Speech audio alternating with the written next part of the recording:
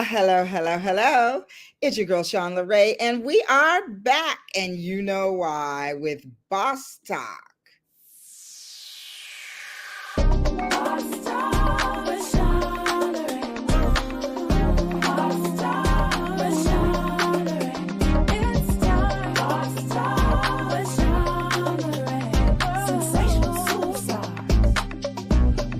One of a kind.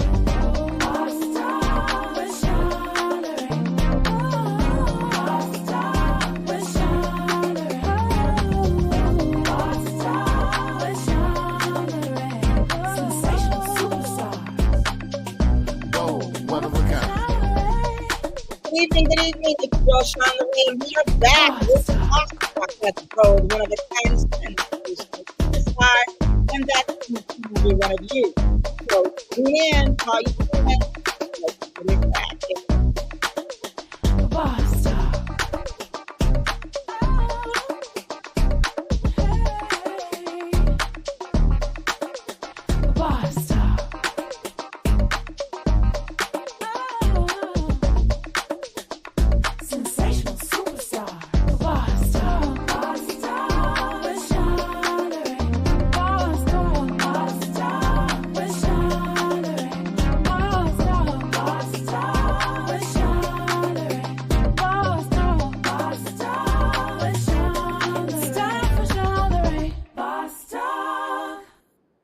Well, welcome and happy hump day, y'all. It's your girl, Sean LeRae, and we are live with Boss Talk. So let me know in the chat where you're tuning in from, and we want to thank you. We are live here every Wednesday. That's hump day. So go ahead and put in the chat where you're tuning in from and what you are going to do to make it through to the rest of the week and to the weekend. So here at Boss Talk, we live for the weekends. So y'all know that it is Wellness Wednesday. So let's take a minute and wipe off some of the day. And I like to do that by breathing. So let's have a little breath work right now. You know what to do. You count in, breathing in for 4. Just hold your breath for the count of 4, and then exhale to the count of 4. So let's do that together. If you feel comfortable and you are safe, close your eyes when you do this. It helps to give you an extra sense of peace. So let's go. Breathe in with me.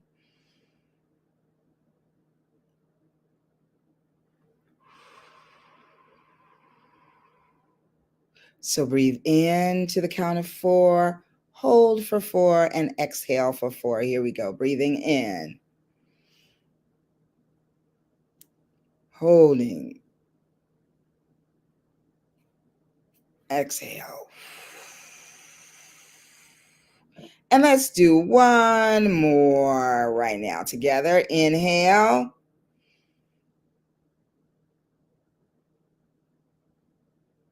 And exhale.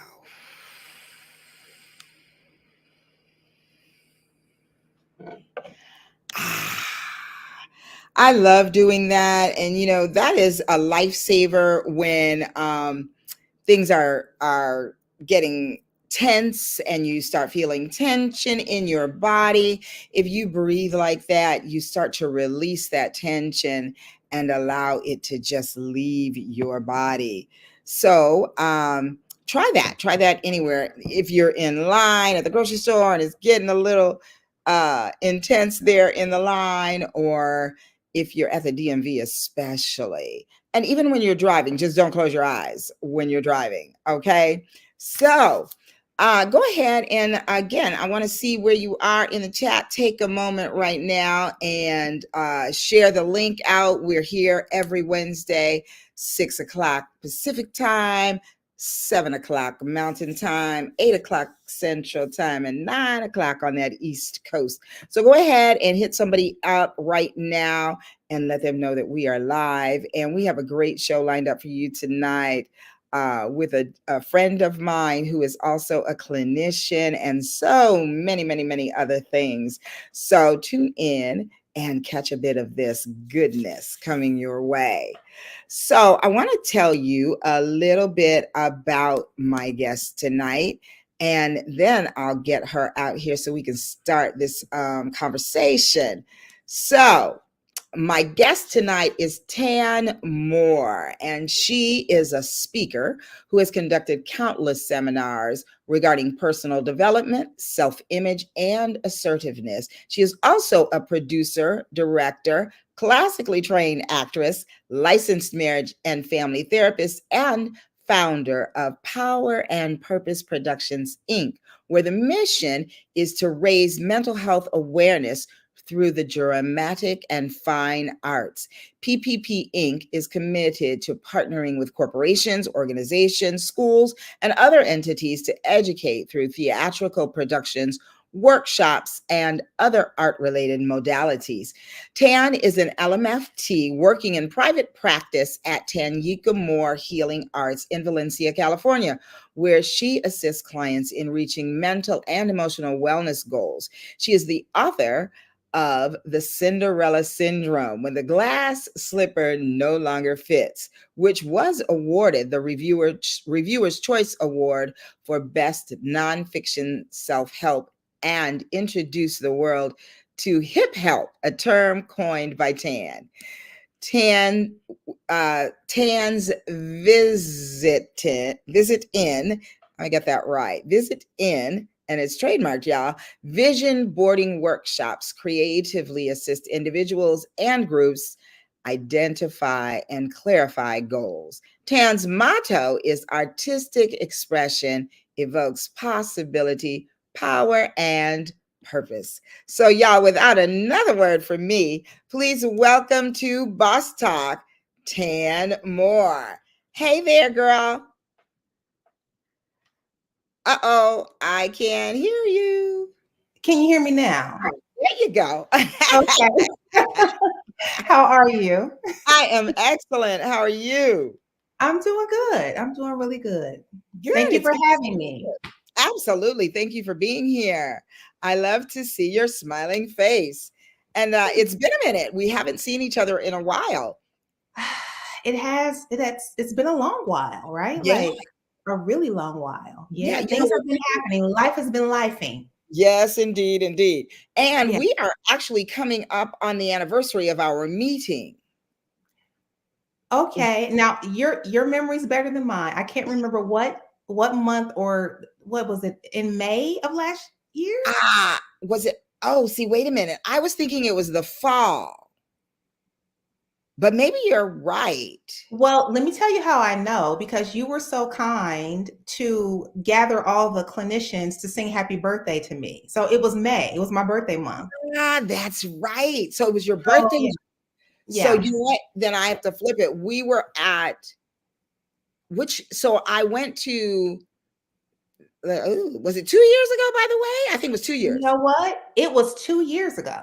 Oh my gosh. And it was so is that the annual symposium? Yes. Okay. For the organization that we're both members of. It was their Yeah, annual event. And I think everybody was really excited because it was the first one after the pandemic forced everyone into the virtual life, right? exactly. So, yes. Yes. Yes, you're right. And so I get the two mixed up because coming up now is the fall symposium, and that's the one I was thinking it was. But you're right, it was the annual. Yes. Yes. It Yes, was and we were mhm. up north. Yes, Yes, it was up north. That's right. Yeah. yes. Let me say hello to somebody in the audience there. My husband, I'm here, honey. Sorry, I'm late. Mhm. Well, at least Thank he's you here. for darling. Always, always. Yes, good to see you, baby. So, well, I'm excited. Gosh, 2 years. That's how time goes by. Yeah. It just doesn't seem that way. But we connected right away, and then we also connected with several other melanated clinicians who were at the event, and Yeah. it was great because we were able to kind of form a little group when we were there Mhm. together. So that was nice. That was really nice. Well, Yes. it's good to see you on this side. Thank you. It's So, good to see so you too. yeah. So there's so much that I want to talk to you about, and as I said in the title of tonight's show, y'all, in case you didn't get to see it, is "Therapists Doing More: The Making of Art That Imitates Life." And as you heard in Tan's bio, she is way more than just a licensed marriage family therapist, and I love the way that she has sort of incorporated what she loves into what she does. And Mm. you all know that that's something that I am a huge stand for. And so let's talk about the artist part of who you are. So you're a classically trained actress. So tell us about that. Well, I went to school and got a degree in theater performance. And the funny thing about that is my first love is writing. So I went to enroll in a writing class. And at the time I lived in St. Louis. And the acting class was like right there, in the catalog. And I saw it. I was just like, yeah, no, I'm not really interested in that. And the writing class happened to be full. So I don't know, just the creative being in me was just intrigued. So I Mm, took the acting class really just to follow through with a goal that I had set to go back to school. My son was 2 years old, and I had taken time off from school, finishing my undergraduate, to be a mommy to two little humans. But he was now two, and I thought, I'll just do it. It'll just be something to do to get out and get used to being in class again. And I mm, went and kind of fell in love with acting. The acting teacher could not believe that I had not acted before because it just felt so at home. Like I felt like it love that. was like I had returned to, my first love. I love Um, and he referred me to a man by the name of Ron Himes at the St. Louis Black Repertory Company. it. And Ron Himes had me come in and take a workshop. And Ron Himes immediately put me in a show. And all of this happened within like a very short period of time. I couldn't believe it. I was blown away. So now I'm at this really like very well known Black theater company doing a show and then another show. And before long, I met a wonderful woman named Lisa Colbert Vandele, who was a professor teaching theater and Mm. invited me to come and study. And I thought to myself, and I even told her, I said, people don't get degrees in theater. Is that a real major? She said, yeah, yes, people do. In fact, I have a degree in theater. And I thought, yeah, and I was given a no for me. But I ended up doing it, and the rest is history. And I was a theater actress for many years. Um, Mm. and then when that got to, I guess to its fullness, and I had gotten to a point with that where I was ready to take the next step, I ended up here living in California, and then I had an agent, and I was SAG, and I had a manager, and I was going out on auditions, and um, Wow. so I started working in theater here and television here. And television never really felt like home for me because I was so used to theater. I loved television, but it was just different. The hours are different, and Right. you do several takes, and then they move the cameras, and you do another take, and you do it from a different angle, and you do their coverage and your coverage. And it was Exactly. I was used to that real time, like one take. We do it in one Sure. take. And Yeah. so it was something that I loved, but I ended up being an acting teacher, an acting coach. And that's what I currently do in addition to, private practice and writing and all the things that you listed in the bio. So that's how I came to be a classically trained actress. And it really, truly is my love. I love all things theater. Mhm. Well, I love that there's someone who does as many things as I do. Yeah, we talked about that. Yes, yes. And people are like, "Well, what don't you do?" And I know that's probably the easier question for me to answer. So I love Mhm. that you sort of I feel like my artistic background, because I've done theater and I do music, I sing, and I feel like all of that has made me a better clinician. Yes. Don't you think so? How do you think it connects for you? Well, they don't call it the healing arts for nothing, right? It is an art form. What, healing is something that really is, it's divine, and divine is the highest form of creativity, right? Yes, indeed. So anything that we can feel viscerally, like deep, we can feel it, but we can't necessarily see it, Yeah. right? And it moves us. That's healing, but Yeah. that's also art, right? And Mm. the beauty of art is that it's born twice in the mind of the artist and then on the page, Oh, I or love that. right on in the studio or on the stage. So Hmm. we really are, if we go back to many, many, many, many years ago, in this world, the clergy and the actors, the artists, were on the same level. They were Yeah. both considered to be divinely guided, right? Hmm. So when I talk about the link between healing and art, it really is a form where you must be open, right? As a Hmm. clinician, you must be open. You must hear what the client is saying, be really open to what the client is saying, meet them where they are. As an actor, as an artist, you have to be open to the guidance of your muse, whatever your muse is. You have to Yeah. deliver that in the form in which it is being given to you, right? Hmm. Also, as a clinician, we have to be quick. We have to think quickly on our feet. Sometimes our clients can say things and feel things so deeply, we have to pivot, right? Yeah. And we have to be available in a way that maybe we didn't think the session was going to go. And we as theater people, we know sometimes your scene partner drops a line and you got Okay. because the show must go on. Yeah, you gotta do some quick, fast, and in a hurry thinking. You have to come up with some things, the That's things right. have to keep moving. And so there are so many parallels. I mean, you and I could go on Mhm. forever and talk about all the parallels, but really it is healing. If it's healing, it's creative, right? That's If you right. don't That's right. see it, but you feel it, that in itself is Mhm. divine in its art.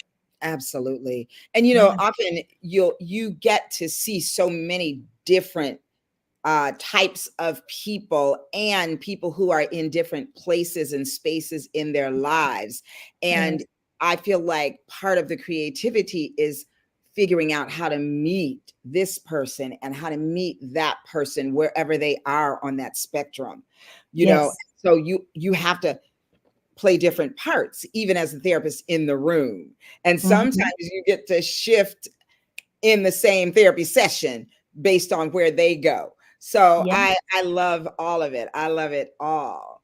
Now, Mhm. um, so you were kind of dragged into theater kicking and screaming. How did you but it was calling you the whole while, right? Do you feel like therapy or this clinical world was calling you as well, and that's how you ended up doing this? For sure, for sure. I was working with a very talented woman by the name of Joan Lipkin. She had a theater company that was also a nonprofit called That Uppity Theater Company. Ooh, I love that. And that Uppity Theater Company, based in St. Louis, she basically did shows that were very impactful. And she had these relationships with corporations. And she'd bring in a bunch of us actors and artists, and she would do like a show called The Diversity Show. And it would talk about diversity in the world and in the workplace.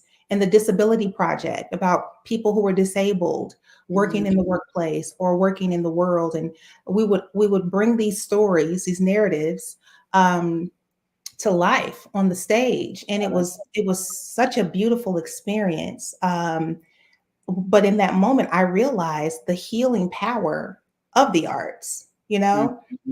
Something that can make you think, but also entertain you. Something that makes you laugh, but Mhm. also heals you. You know what I mean? So And feel in something that, you can feel. oh Yeah. yeah, yeah. I So love so that's so that was the beginning of that, and I became intrigued to find out because I met several clinicians during that time. I became intrigued, and I'm a black girl from the inner city, Dayton, Ohio.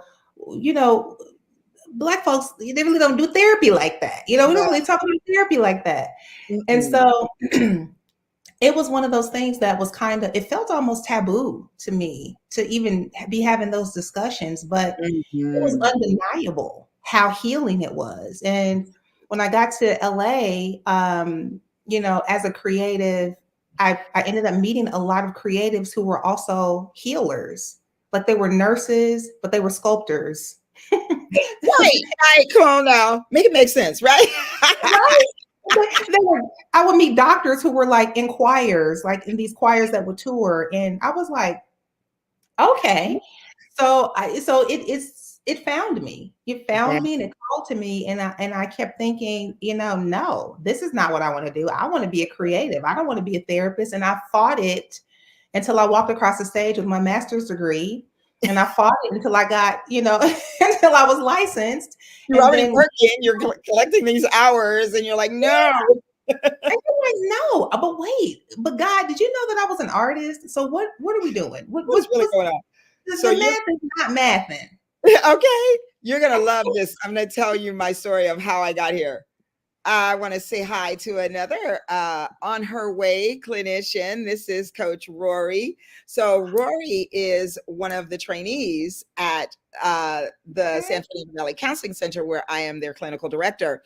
And so she says she is here, and yes, and she is working her way to finish this school thing. She's in that part.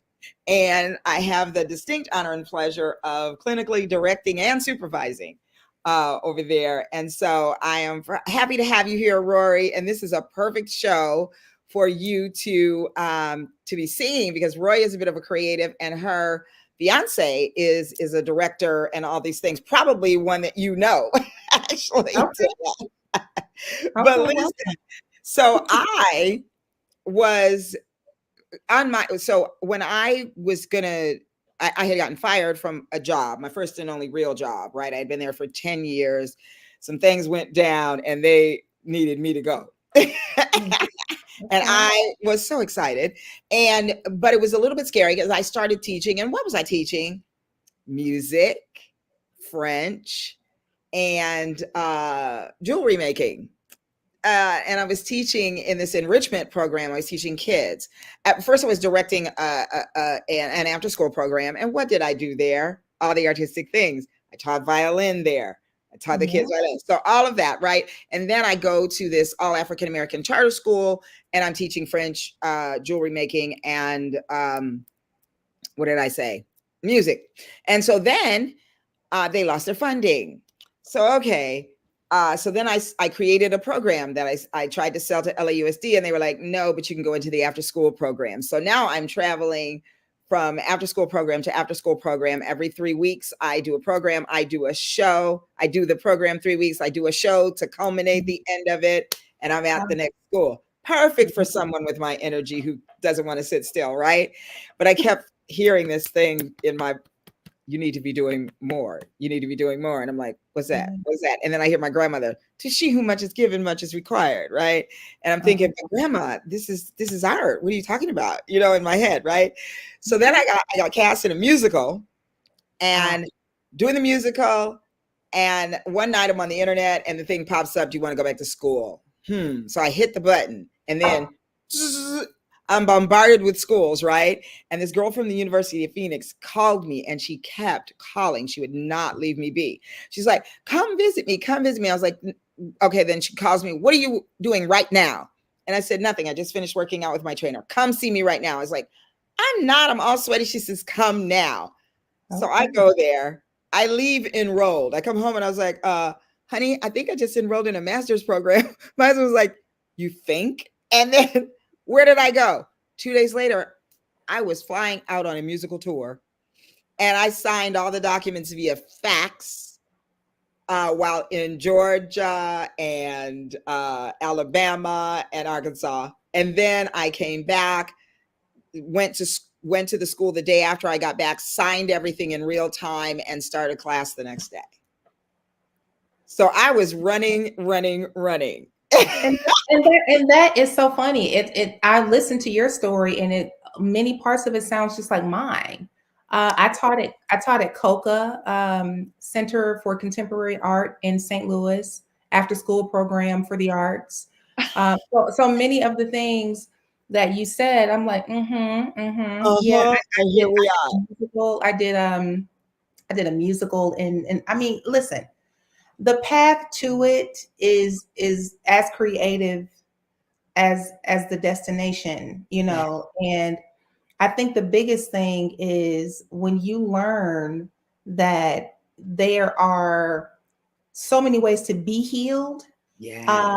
And I even right now, like as a clinician, and I've been doing this now for, oh gosh, I always lose track, since since 2011, 13 years. Wow. Wow. So 13 years I've been doing this, and 2011 for you? mhm, mhm, 2012. 2011, 12, somewhere around there. We're right there. Yeah, yeah. Yeah. And so even now I do, narrative therapy in session. I Oh, I do love that. role Yes. playing in session.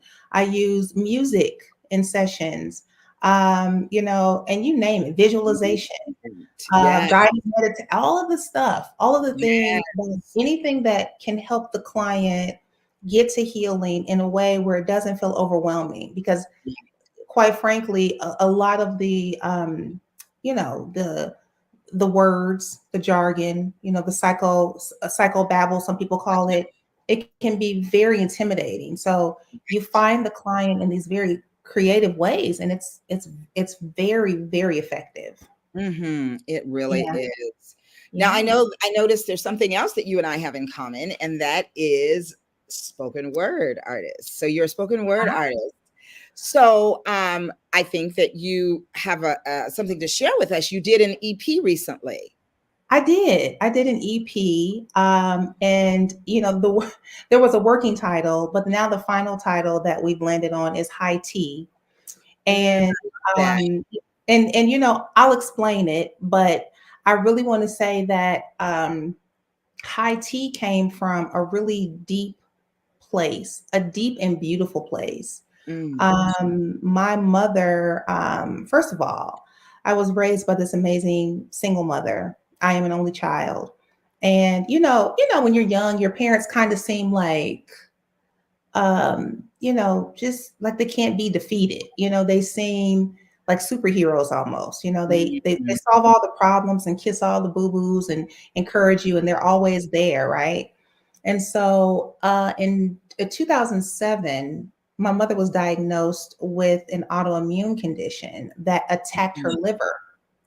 And so it was very scary because all the things they had to first diagnose it, but they thought the big C word came up. They thought that's what it was, and so mhm, long story short, it's one of those conditions that gets worse over mm. time.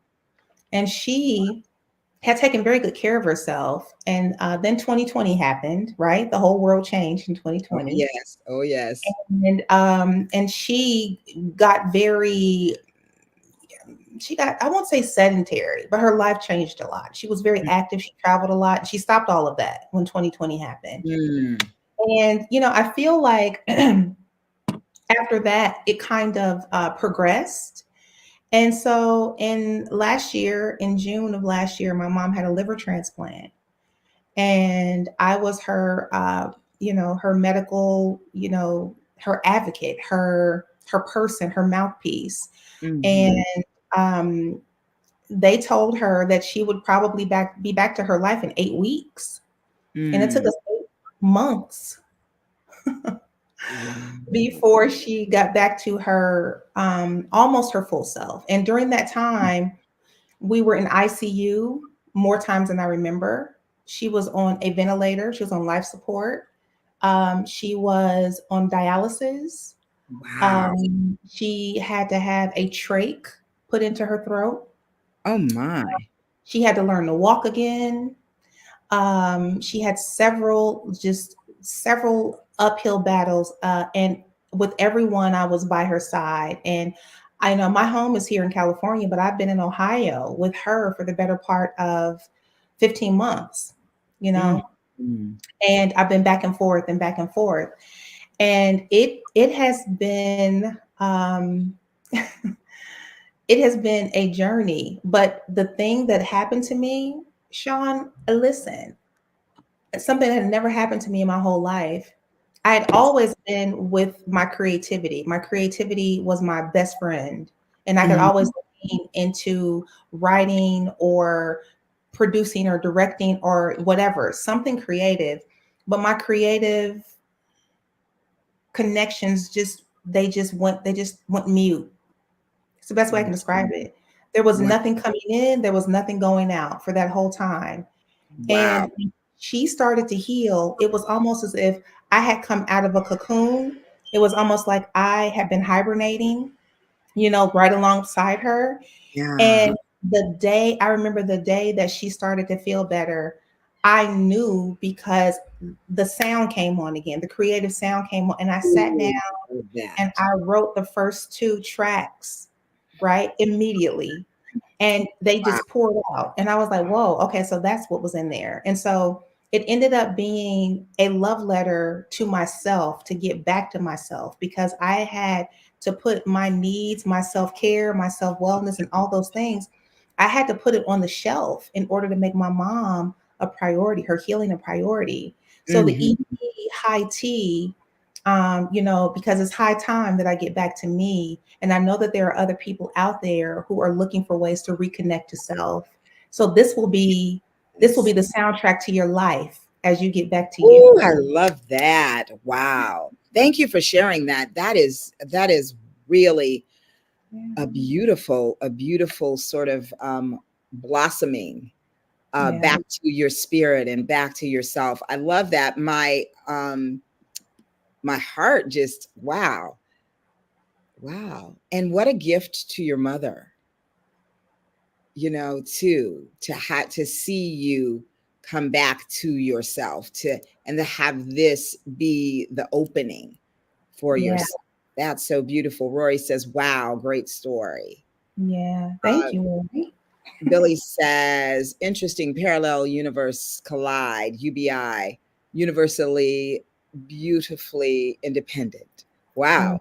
Now that. that's interesting. Those are that's the acronym for his business also, UBI. Oh, So you just see creativity. There it is. everywhere.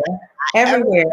But we I- all find each other, right? All of us, we oh happen yeah, to like we connect and it's 100%. beautiful. Yeah. Mm, I love that so much. So, the EP now, first tell us where is it now? Are we able to buy it? To tell us. It's coming. It's coming soon. So it's nowhere yet. It is um once we finished it. So now we're finalizing everything. So you will have access to it in the early part of October. Mm-hmm. Um Hey, early part, mid yeah. part of October. So very soon, very soon. I'm very excited about other things that will be coming from the EP. I've already had a lot of conversations about it. So once the ball starts to roll, it will be rolling. I So, love that. so Ooh, I'm I'm really, excited. really excited about that. Well, Yeah, Katrina Johnson says, amazing person inside and out. I can concur with you on that, Katrina. Thank thank you you for so watching tonight. much. And my soror, Rhonda, says, good evening. God works out everything for our good. Thank you for sharing. Yes. Beautiful. Yes, indeed, soror. Yes, Yeah. indeed. So I understand how, you know, you were inspired because you woke up, right, from sort of a slumber, and that you were able to center that around self love and mental wellness. And I love Hmm. that. So, how do you blend poetry and artistry and then deliver such personal and profound themes that seem to just ooze from you? Well, okay, that's a really important question. So, what I did is I kind of took inventory of what I felt like were the voids internally Mhm. within. And what I had done is I had really, in a lot of ways, not just generally forgotten how to get back to me, but I've forgotten how to meditate, my meditative practice. I did that in a regular way, but I needed to get back to meditation and prayer, like as a practice, like Mhm. every single day. Yeah. because it sustained me. So one of the tracks is just simply about meditation and praying, because Mm, the way that you connect to your higher purpose and your higher self is the essence in the beginning, and that quiet where you connect to your own words and your own mm, energy, and you kind of get all the yes. noise out. That's the genesis of everything that we do, right? So I don't Mhm. know, some people pray primarily at night. I'm one of those. I pray, meditate, journal in the morning, throughout the day, at night. It really, like, it fuels me. So one of the tracks is about meditation. One of the tracks is about forgiveness. How there were Mm, some things that I had missed, right? And taking care of myself. And in doing that, I had to offer myself some forgiveness. I had to forgive myself. And it's like when my son used to play football, one of his coaches would say, you forget about the last play. You forget about it. You forgive whatever thing happened and you go to the next play. That's football, and you move the chains, and that's life, right? mhm. So Come on forgiving now. any missteps that I had maybe, taken or not taken, whatever, in the past, and then using that as fuel to move on. Mm, The other track was um, love, like just getting back to that self love. We always talk about loving somebody else, but everybody that you love should be benefiting from the love of your overflow. Like your cup should be so full that it should be overflowing, and folks should be getting the overflow. They shouldn't be getting the juice in your cup, because then you ain't got nothing in no, you can't give them the core. You can't do you it. can't, you can't give them no empty cup. Like, if you got to give them something that's in there. So That's right. That's right. getting back to the love, to the self-love. And when Mhm. you really love yourself and you're giving love from the overflow, it makes you more adequately, more effectively love others, right? Not the other way around. Like, Right. keeping the scraps for yourself doesn't make you some super saint. it No. makes it makes you have an empty cup, Yeah, basically. martyrdom is not sexy. Okay, It's leave that not. alone. It's not. It's not. It Somebody is. look. Somebody put that on a T-shirt or Yeah. something. Okay. Oh, I think I like that. You're right. And then one of my favorite tracks is called Flowers. Like the idea of giving yourself flowers while you can still smell them, and giving people you love flowers while they can Yes. still smell them. So I wanted to learn how to celebrate myself again. Like, and that's Mhm. a journey. Like, first getting in that prayer and that meditation and that spiritual practice, and getting that love in and that forgiveness, and then getting to the part where I don't need to wait on you to tell me I'm doing something good, or tell me I'm the bomb, or telling, I don't need to wait on you to do that. It would be great if you did, and it would be the icing on the cake, but I need to first tell myself, girl, you did that. And so Yes. that's in essence what the EP, like when you hear this EP, you will find yourself in it. You will find yourself in one of these tracks. Beautiful. Thank So let's see what they're saying. Someone says, who is that? Carolyn McLeod says, "That's my angel, awesome human." That's you, girl. They're talking about. you. That's my mama, y'all. It's your mama. Oh, beautiful. Hello, mama. That's my mama. Welcome to Boss Talk. I love it. That's right. That's right. Mama said you Mhm. had to put your focus on your mom. Oh, that's Yes. beautiful. And Yes. I believe that, Mama, you ought to know this, that even in doing that, you helped her birth something beautiful and inspiring and amazing. Yes. So, Yes. yes. And I'm so happy you're here tonight and feeling well and beautiful and all those good things. So I was raised as an only child. My book is going to be Only Child question mark. Uh, Question mark. question mark. Okay, I can't wait to read that book. Yeah, you gotta read that book. But I too have, and you said a while back, you said something about your creativity being your friend. And Yes. as a young girl growing up in Toledo, Ohio, we from Ohio, whoop whoop, the Buckeyes. Okay. Yes, I too found creativity was my best friend, my imagination, my imaginary friends, my all of those things. I would teach class and to those stuffed animals. I would have Mhm. concerts for the stuffed animals, and I would sing to them, and sometimes they would act in plays with me. So it's so great that that's sometimes that creativity is our anchor and our foundation, and we don't recognize those little things that Yeah. started us out in this space. You know what I mean? So I Yes. love that. So now let me ask you, how does the spoken word and the creative expression that you get to do, because it's such a gift, how does that allow you to explore and express topics like self-love and do that in concert with clinical practice? Okay. So I kind of touched on that earlier where I was talking about how I use narrative therapy. Narrative Mhm. therapy is, for those of you listening who may not be familiar, narrative therapy is what it sounds like. It's stories in session, but you empower your client to write from a prompt. I use prompts sometimes. I'll say, write a letter to happiness, and instantly you'll see the light in their eye change, right? Write a letter to disappointment, write a Mm. letter to grief, loss, and write it as if grief or loss or happiness is a person, Yes. right? So, dear happiness, why have you been avoiding me? All I do is think about you. All I do is wait for you. But it Mm, seems like you never come my way. And I'm just wondering, is there something I could do, happiness, to get you to come and be with me? Right? mm. I get the most beautiful expressions. And the thing that's always magic about it is when the clients write it, they look at it and they go, I didn't even know I felt that way. Ooh, I didn't yes. even know I felt that way. And if I can quote a little scripture up in here, Uh-huh. the Bible says, in the beginning was the Word, and the Word was God, right?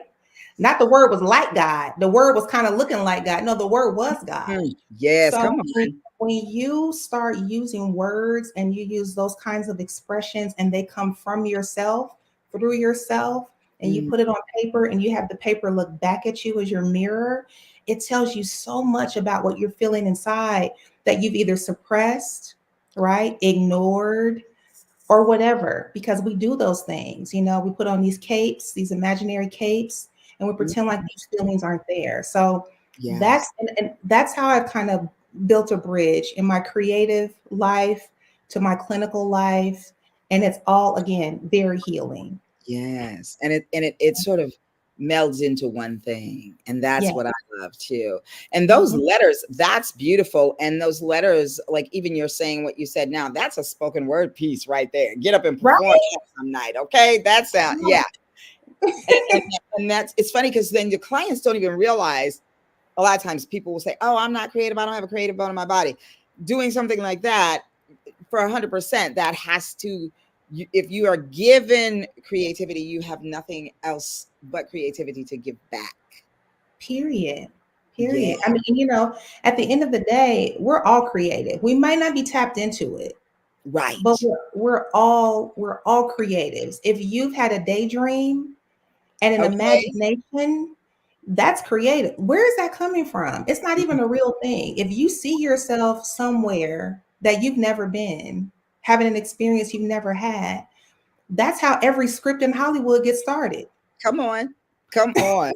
You know, Absolutely. so we're Absolutely. all creative. We just got to tap in, get into I it a little love bit it. more. I love it. I love it.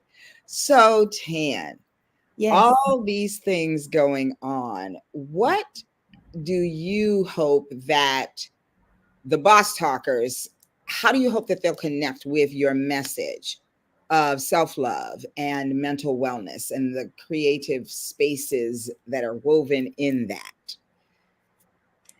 How do I hope that they will connect? Um, Yes, with your well, message. I really hope that everyone begins to tap in to the importance of creative expression. And when I talk about creative expression, you don't have to be some amazing painter, right? You don't have to be some amazing dancer or singer. You don't have to, that doesn't have to be it. But every day you could write in your journal, and you have just embarked upon a creative journey that gets you more connected to yourself.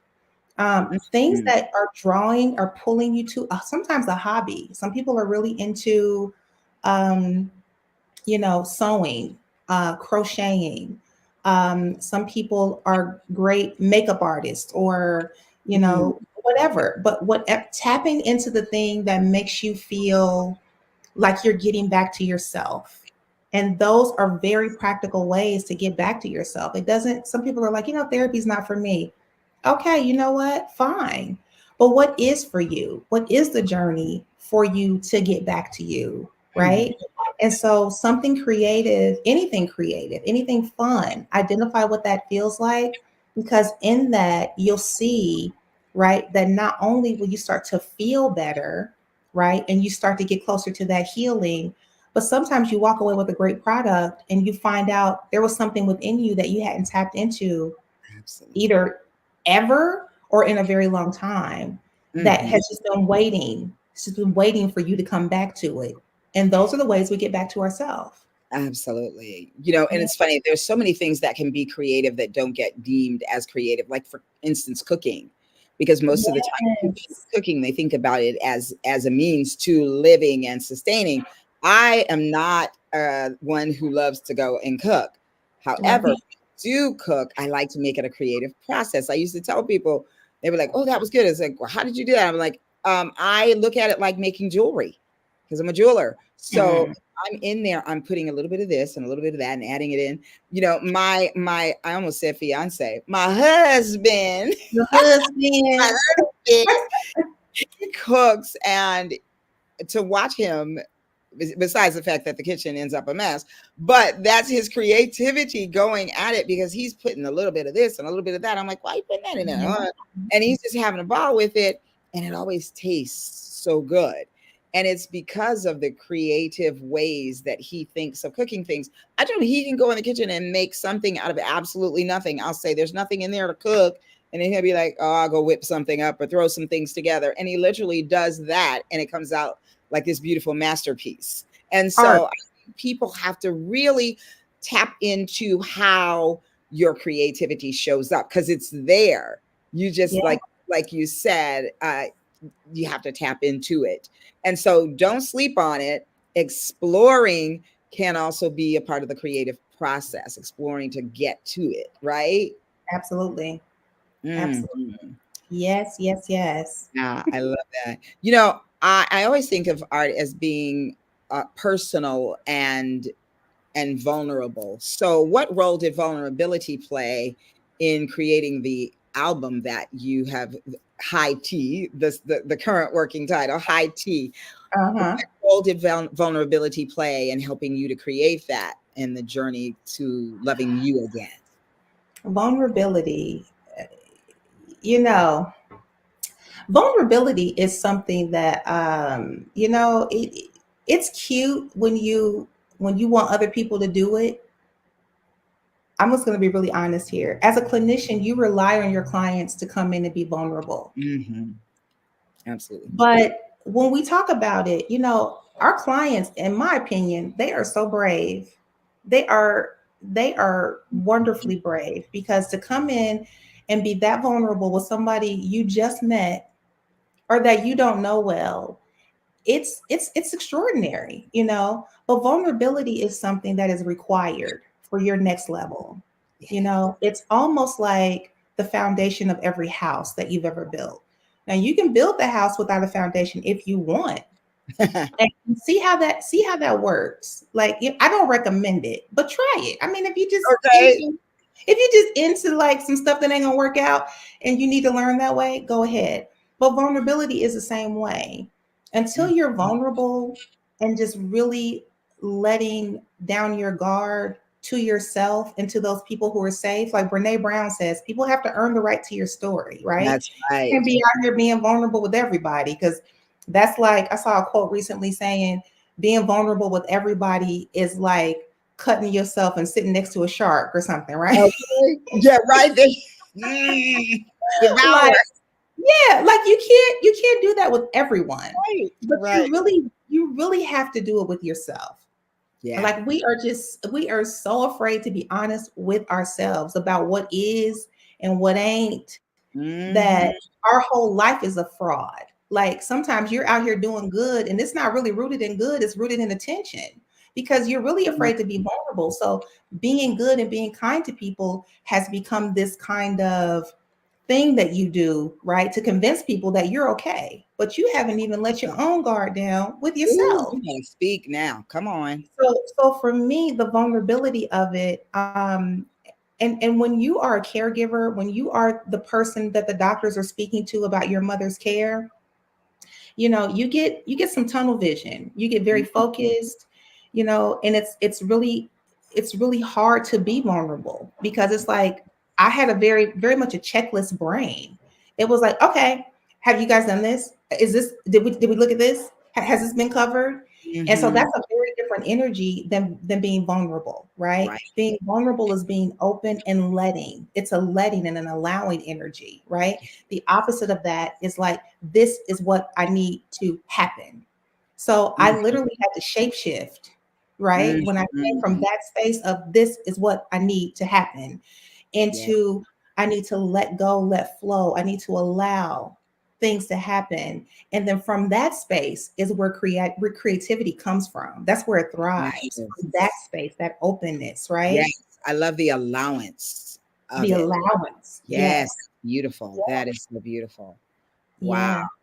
Well, you have been very vulnerable here tonight, and I really appreciate that. I'm just reeling from like all of the beauty that is coming out of something that was hurtful and dark and scary, like your mother's illness. And you have shown us a different way to look at resilience. And I want to thank you for that because that is really, it's really beautiful. I know that for myself, I often think of myself as a resilient person. And sometimes I have to look back to see how that shaped itself, how that happened. Because we can all say that we're resilient, but what are you showing up as? And part of that resilience has to be looking in and Hmm. taking care of one's self. And when you're in those darker places, when you're in the place of fear and unknowing and uncertainty and kind of almost like helplessness because there's nothing you could have done to make your mother better in turn, you can care for her, but you have nothing to do with the illness itself, Right. healing that, but you can heal the parts that you can heal. And I think we have to look at that, and knowing that is a form of vulnerability, if I can say, knowing Mhm. that you are not in control of something. Yes, We for sure. can be in control of our creative selves and allowing ourselves to touch that and to feel that, and then sharing your art is a vulnerable piece as well. So thank you for that vulnerability, and the world will get to hear high tea. Or do you have some working names, or is No, that's the name we landed on. We had many other, I got it? and when I say we, I mean my daughter is a marketing, phenom. She's really Uh-huh. great at that. So she and I talked through different things, and she was like, "Mom, what about this?" And I was like, "No." So we talked through many things, and this is what we've settled on. Oh, okay, because I love it. I'm glad. I'm glad. It Thank has you. there's so many ways you could look at it too. Yes, It's and like your I want to come back and talk about that when it drops, like all the different yes. ways. Oh, yes, your higher self. I see that. A high Mhm. T. Oh, I like it. I like it. I'm excited. I'm excited. Thank So you. listen, you've kind of done it, Tan, but I always ask the boss talkers to leave. I always ask my guests to leave my boss talkers with some nugget. So you've dropped so many. So what is the one nugget that you want to leave them with tonight? Oh, one nugget. Come on, come on. Let's see. Well, when I think about the year that I've experienced, um, the one nugget that I think of for myself personally is that quote that talks about it's darkest before the dawn. Mhm. And for a lot of us, right before you decide to throw your hands up in life on whatever the topic is, just know that a lot of times when it gets really dark and really bleak, you're this close. You're this close to something breaking open and coming through you. Ooh, yes.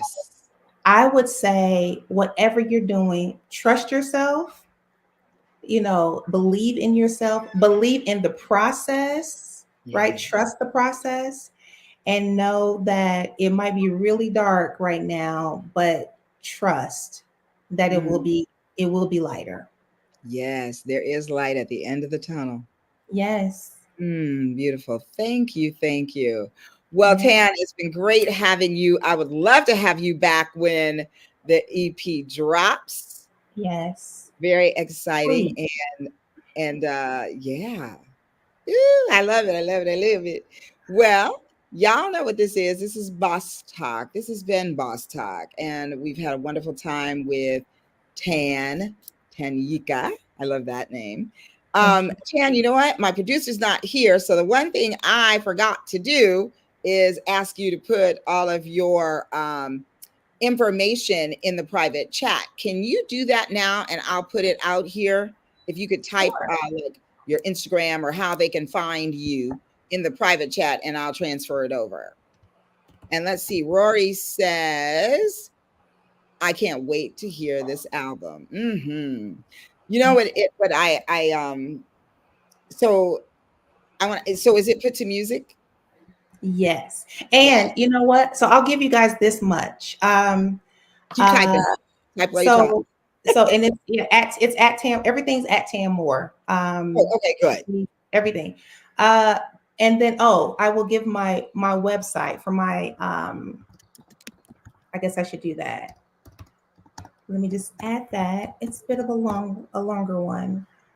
Um, there we go. So I will say this one thing. Yes, it is set to music.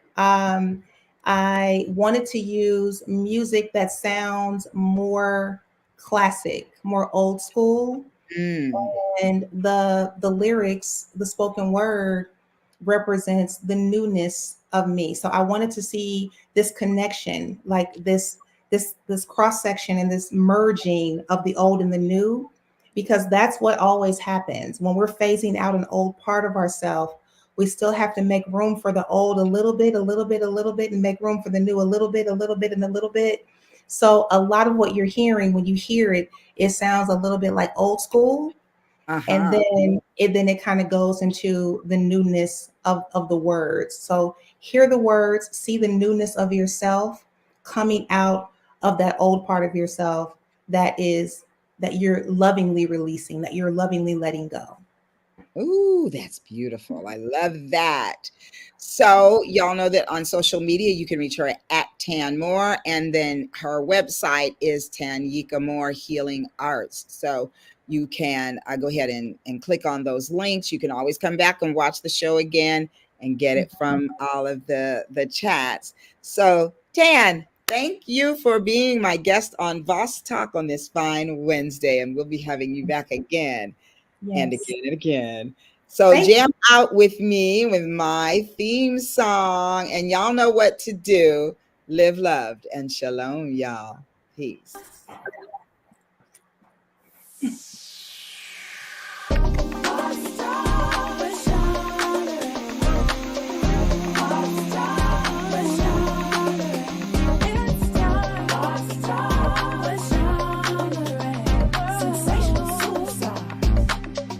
Whoa, one of a kind.